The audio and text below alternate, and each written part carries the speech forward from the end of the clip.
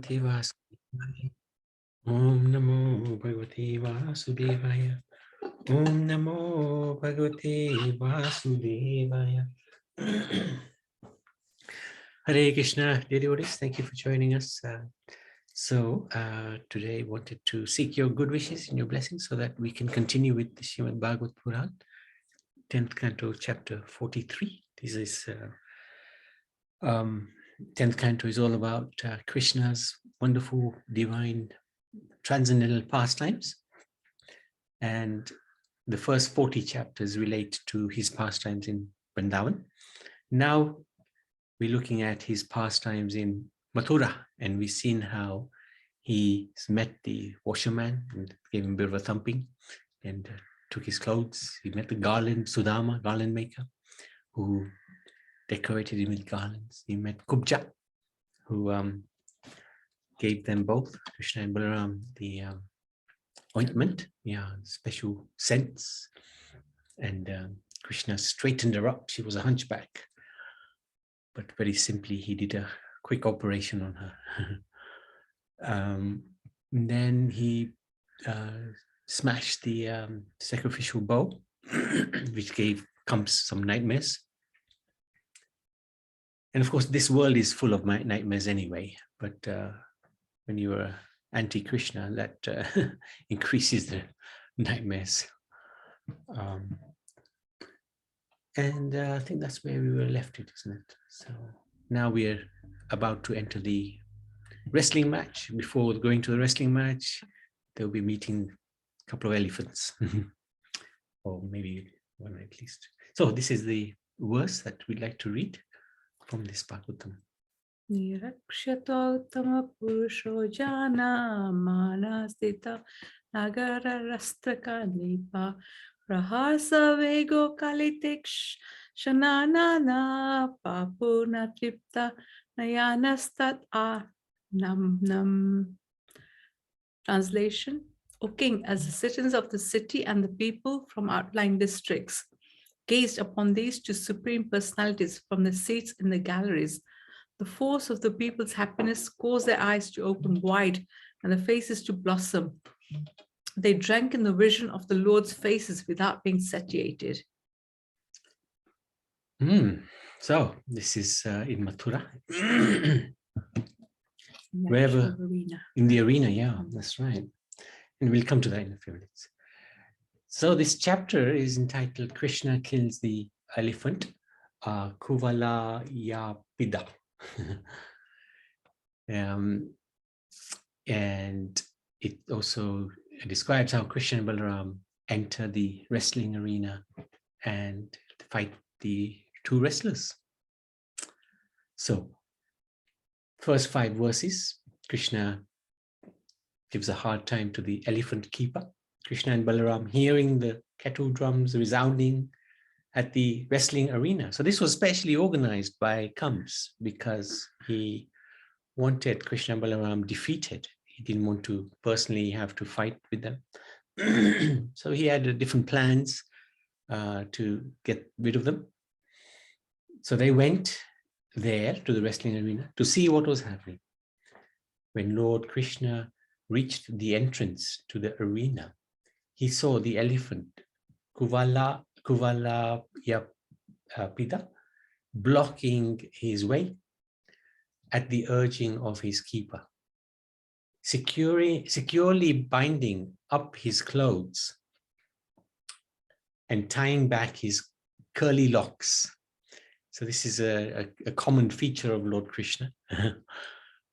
Before he, in Vrindavan, he used to beat up the demons. He would tie up his clothes securely and tie back his curly locks. So he's doing that again. And he told the elephant keeper to move aside. Otherwise, he will send both him and his elephant to the abode of Yamraj. And of course, Krishna is very qualified to do that. Thus threatened, the elephant keeper became angry due to his false ego. He was thinking, I'm the master. Who is this little boy? Not recognizing the Supreme Personality of Godhead. he goaded his furious elephant to attack Lord Krishna. So he was not particularly brave person. He wanted his elephant to attack Krishna. The Lord of the Elephants charged Krishna and violently seized him with his trunk. Krishna slipped away. Krishna struck him a blow and disappeared from his view amongst his legs. Krishna was quite small. He was only 11. Elephant is huge. So Krishna would love to play these tricks. Infuriated at being unable to see Lord Keshav, the elephant sought him out with his sense of smell. Once again, Kuvala Yapida seized the Lord with the end of his trunk, only to have the Lord forcefully free himself. Lord Krishna then grabbed the powerful Kuvala Yapida by the tail and playfully dragged him 25 bow lengths. You can just imagine Krishna is dragging this powerful elephant.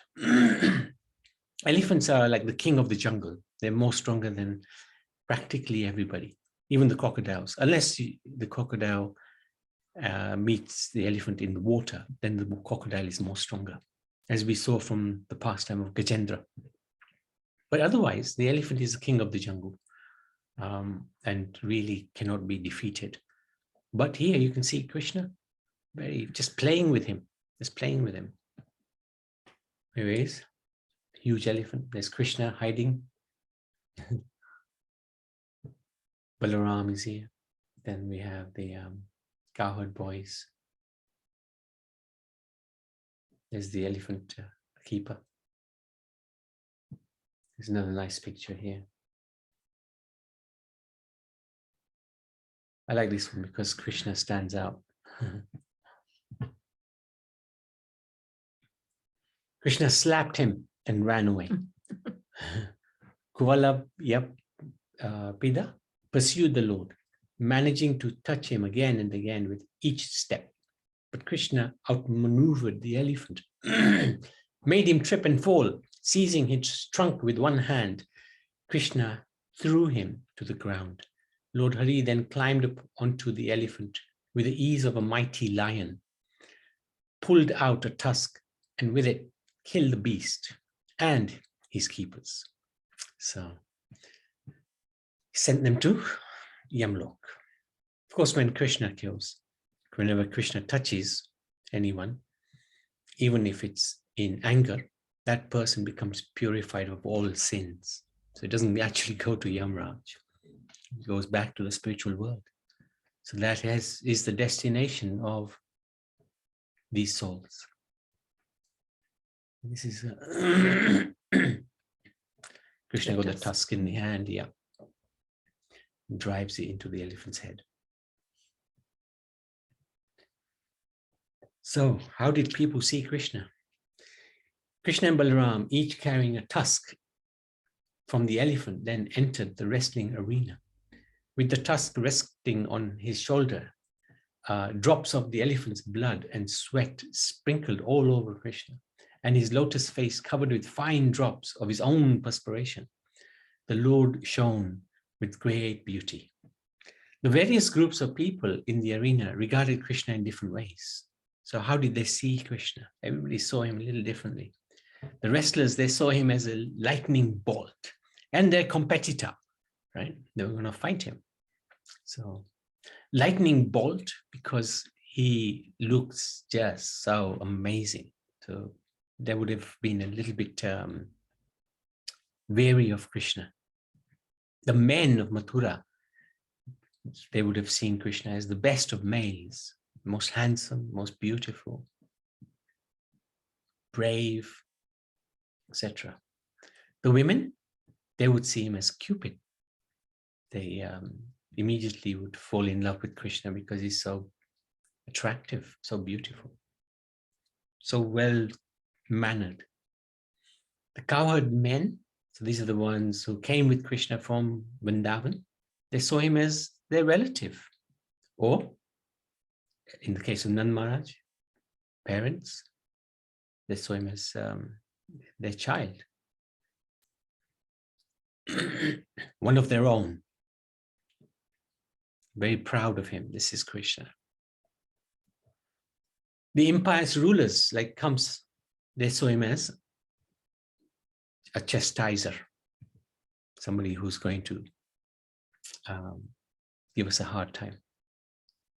The king of the Bhojas, that's Kamsa, saw him as death personified. The unintelligent, they saw him as the Supreme Lord's universal form. So this universal form, although part of the Lord, it's not part of his spiritual form. It's part of his material creation. This universal form only exists in this material world. It doesn't exist in the spiritual world. It's a form which the Lord shows his divinity to those who are not so intelligent, to prove to them is the Lord. And the yogis in that arena, how did they see the Lord? As the absolute truth. And finally, the Vrishnis, like the family members, but in a much more formal capacity than in Vrindavan. Vasudev's family, yeah, good. They saw him as their supreme worshipable deity. So interesting how all these different types of people in the wrestling arena would see Krishna in a different way. He had an impact on everybody. When Kamsa saw that Kuvalayapida was dead and the two brothers were invincible, he was overwhelmed with anxiety. Arrayed with variegated ornaments, garlands, garments, the two mighty armed lords shone splendidly in the arena. Indeed, they overpowered the minds of all onlookers with their effulgences. They drank in the vision of the Lord, causing their eyes to open wide and their faces to blossom without being satiated.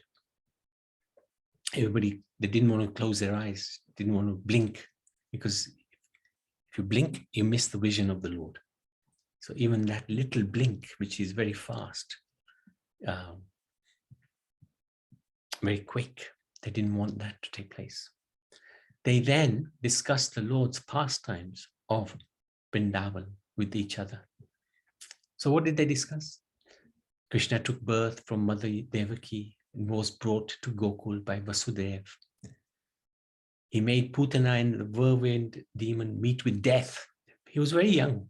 He was only 6 days old. And the whirlwind, I think it was 1 year or maybe less than that, 3 months, maybe 6 months. He pulled down the twin Ashwin trees, who were Nal Kuvera and Manigriva in their previous lives as demigods. They had been cursed to become trees. And Krishna freed them from that curse.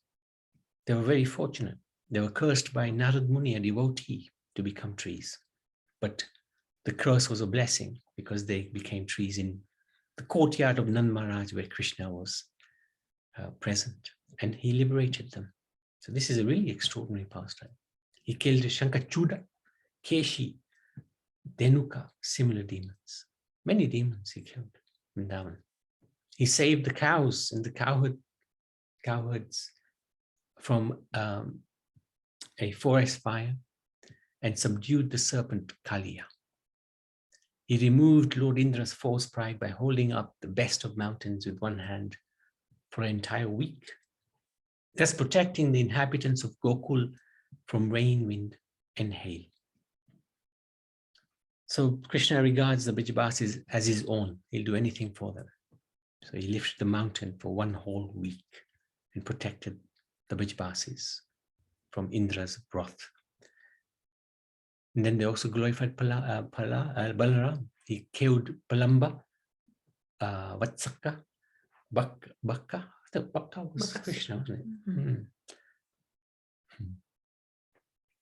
So then the wrestlers were getting a little anxious. They wanted to fight with Krishna.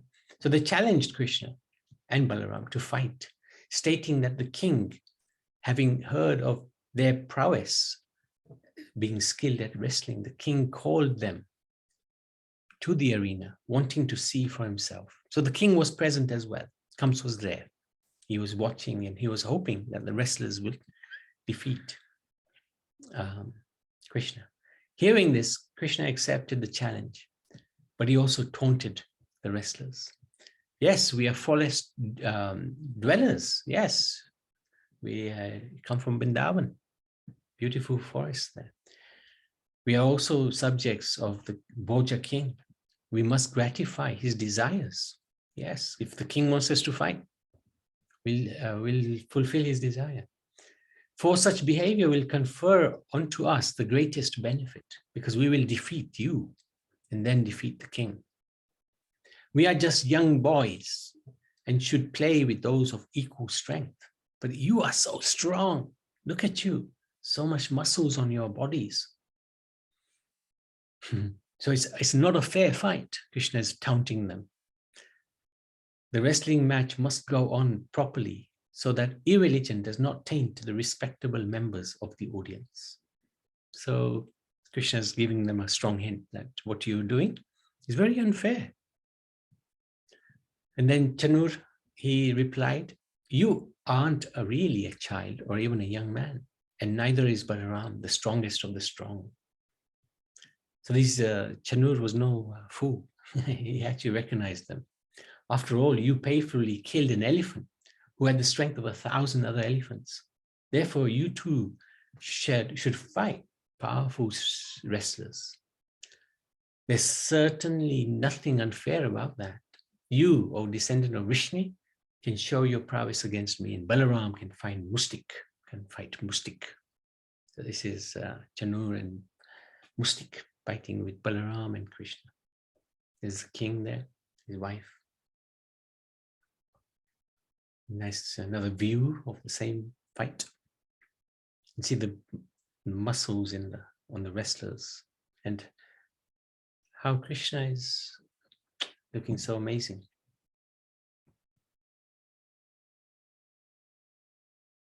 So that's the end of chapter 43. We'll continue tomorrow. Are there any questions or any comments before Madhusudan talks us through the instructions? Just one thing, Prabhuji. Yes, Nothing, but just a bit of a correction that Krishna held the Govardhan heel, not with the hand, but with just the tip of his finger. Yes, that's true, yes. In the left hand, wasn't it? And left hand as well, yeah. Without any stress or strain on him. We'll let Sukadev Goswami know. In his next edition, he will change it. Yeah, no, it was amazing pastime. Huh? Amazing pastime. Yeah. And amazingly, he held it up, but everybody was trying to help him. Yes, yes. Mother Yashoda, she was looking at Govardhan and saying, you cause a burden to my Krishna, and I'm going to give you a thumping. So Govardhan always was a little higher than Krishna's little finger. So there's no burden on Krishna. Yeah. Wonderful. Thank you very much. Hare Krishna. Anybody else? Any comments? Otherwise, Madhusudan Prabhu, would you like to take us through instruction? Haribol, Hare Krishna. Hare Krishna. Yeah. Can you hear me all right? Yes. Yeah. Yes, it's fine. Yeah. Well, we're back to Srimad Bhagavatam. So sorry, yesterday I wasn't connected or anything, but so chapter 43 then. So in this chapter, everyone saw Krishna through their own perspective, like Kamsa, the wrestlers and all that. So it's explained there how each one, even the people in the audiences saw Krishna in their own different way. And in the purport, Srila Prabhupada explains that, as he refers to Rupa Goswami, who elaborates and explains that in Bhakti Rasamrita Sindhu, there are 5 main rasas, which is neutrality, servitude, friendship, paternal love, conjugal love, and 7 secondary rasas: amazement, humor, chivalry, compassion, fury, fear, and dread. So you covered all these as well in your presentation. And thus, altogether, there are 12 rasas, and the supreme object of them all is Shri Krishna himself. So in other words, our love and affection are actually meant for Shri Krishna. So then, but then because of our ignorance, we get misdirected and we get attached to other material desires and other rasas. So we kind of struggle then in the material world. But then when we understand that all the rasas are all diverted towards Krishna, so Prabhupada later on in the purport explains that, and the solution is really simple. Just surrender to Krishna, love Krishna's devotees, and be happy forever. So that's what, Srimad Bhagavatam is leading us to that point where we can surrender to Krishna. Even Krishna in the Bhagavad Gita says, just surrender to me, and I'll free you from all your sinful reactions, and do not fear. So there should be no fear for us really as devotees. Krishna is always there to protect us. If we see him in that light. So it's our perspective that needs to be put right. Yeah. Okay, thank you. Thank you for sharing that. Anything else you'd like to share, Prabhu? No, it's just important that, more and more I'm finding that even in Bharat, people are taking on Bhagavad Gita and the instructions of the Bhagavad Gita a bit more seriously now, because they're thinking that, what Krishna and in the Mahabharata and the emphasis is on there to protect and to the Sanatan Dharma. And our Guru Maharaj always emphasized on Sanatan Dharma. He always would say Sanatan Dharma ki jai and Go Mata ki jai, Bharat Mata ki jai. And all this is, becoming more prominent now.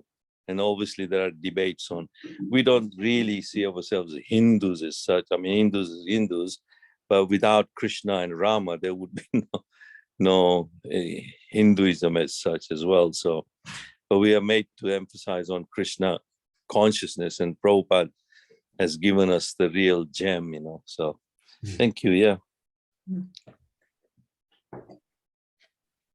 Thank you. Harish, let's stop Yes, there. Prabhuji? Yes, Naliman. Yes, there's a nice point that Madhusudan Prabhuji did summarize that all the rasas are there and they all lead to Krishna. So the center of everything is Krishna, including all these rasas, 12. So that's a nice point. Yeah. Thank Prabhuji. Thank you. Srimad Bhagavatam ki jai. Krishna Lila ki jai.